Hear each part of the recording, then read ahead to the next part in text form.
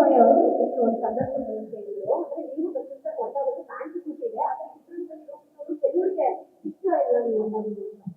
ಅಲ್ಲ, ಪಾಯಿಂಟ್ ಏನು, ಯಾವುದಕ್ಕೆ ಉತ್ತರ ಕೊಡಲಿಲ್ಲ ಅಂದ್ರೆ ಅವ್ರಿಗೆ ಇಷ್ಟ ಇಲ್ಲ ಅನ್ನೋದಕ್ಕೆ ಉತ್ತರ ಕೊಡ್ಬೇಕಾ, ಹರೀಶ್ ರಾವ್ ಏನ್ ಹೇಳಿದ್ರು ಅನ್ನೋದಕ್ಕೆ ಉತ್ತರ ಕೊಡ್ಬೇಕಾ? ಅಲ್ಲ, ನೀವು ನಾವಿಬ್ರು ಏನಮ್ಮ 16-18 ವರ್ಷದವ್ರ ಹುಡುಗರ ನಾವು, ನಮ್ಮ ಸ್ವಂತಿಕೆ ಬುದ್ಧಿ ಇಲ್ವಾ? ಯಾರನ್ನಾರ ಕೇಳ್ಕೊಂಡು ಒಂದಾಗ್ತಾರ ಅಥವಾ ಯಾರನ್ನಾರ ಕೇಳ್ಕೊಂಡು ದೂರ ಆಗ್ತಾರ ಯಾರಾದ್ರು? ಅಲ್ಲ, ಅರ್ಥ ಆಗ್ತಾ ಇರೋದು, ಖುಷಿ ಪಡ್ಲಿ ಬಿಡಿ, ಪಾಪ ಇರೋದೇ ಅದಕ್ಕೆ ಅವರೆಲ್ಲ.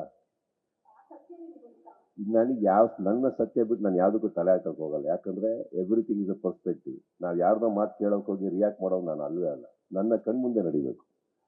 ಇಲ್ಲ, ನೀವು ಹೇಳೋದು ನನ್ನ ಕಣ್ಮುಂದೆ ಹೇಳಿ ಅವ್ನು ಒಪ್ಕೋಬೇಕು. ಏನಾಗುತ್ತಮ್ಮ, ಅಂತೆ ಕಂತೆ ಪಂತೆಗೆ ನಾವೆಲ್ಲ ಕೇಳ್ತಾ ಹೋದ್ರೆ ಈ ಪ್ರಪಂಚ ನಡೆಯೋದೇ ಇಲ್ಲ. We should follow all that. Industry ಯಾರಮ್ಮ? ನಾವು ಇಂಡಸ್ಟ್ರಿ ತಾನೇ ಸೇರಿದವರು. ಅವ್ರು ಹೇಳ್ತಾರೆ. ಇವಾಗ ಹರೀಶ್ ರಾಯ್ ಅವ್ರು ಹೇಳಿರೋದ್ರಲ್ಲಿ ತಪ್ಪು ಸರಿ ಬಗ್ಗೆ ನಾನು ಹೇಳಕ್ ಹೋಗಲ್ಲ.